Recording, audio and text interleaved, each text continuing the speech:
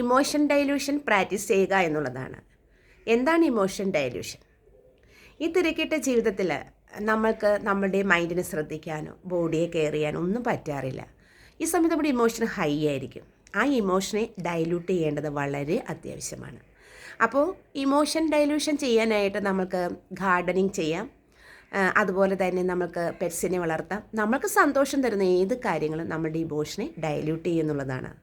ഇപ്പോൾ മ്യൂസിക് കേൾക്കാം, നിങ്ങൾക്ക് പെയിൻറ്റിങ് ചെയ്യാം, നിങ്ങൾക്ക് ഇഷ്ടപ്പെട്ട നിങ്ങളുടെ പാഷൻ എന്താണോ അത് നിങ്ങൾ അതിലേക്ക് ലൈഫിൻ്റെ കുറച്ച് ഭാഗം മാറ്റി വയ്ക്കുക എന്നുള്ളതാണ്. അപ്പോൾ നമുക്കൊരു ഇമോഷൻ ഡൈല്യൂഷൻ അവിടെ സംഭവിക്കുന്നതാണ്.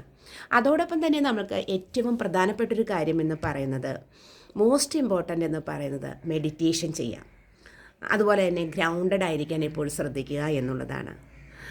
അതോടൊപ്പം തന്നെ നമുക്ക് ബ്യൂട്ടി കെയർ ചെയ്യാവുന്നതാണ്. ഇപ്പോൾ സ്ത്രീ ആയാലും പുരുഷനായാലും ബ്യൂട്ടി കെയർ അതൊരു പാഷനായിട്ട് എടുക്കുക എന്നുള്ളതാണ്. സൗന്ദര്യവർദ്ധനവ്, സ്കിൻ കെയർ, ഹെയർ പ്രൊട്ടക്ഷൻ, അങ്ങനെ നമ്മുടെ സൗന്ദര്യത്തെ നിലനിർത്തിയാൽ സൊസൈറ്റിയിൽ നമുക്ക് ഒരു ഒരു നല്ലൊരു കാഴ്ചപ്പാട് സൊസൈറ്റിക്ക് നമ്മളോടുണ്ടാകും എന്നുള്ള രീതിയിൽ അതൊരു പാഷനാക്കി എടുത്തുകൊണ്ട് ഇമോഷൻ ഡൈല്യൂട്ട് ചെയ്യാവുന്നതാണ്. അതോടൊപ്പം തന്നെ മോസ്റ്റ് ഇമ്പോർട്ടൻ്റ് എന്ന് പറയുന്നതാണ് self worth and self value. ഇത് വളരെ ഇമ്പോർട്ടൻ്റ് ആണ്. അങ്ങനെ നമ്മുടെ ഇമോഷനെ ഡൈല്യൂട്ട് ചെയ്തുകൊണ്ട് മനസ്സിനെ നമുക്ക് കാമാക്കാവുന്നതാണ്.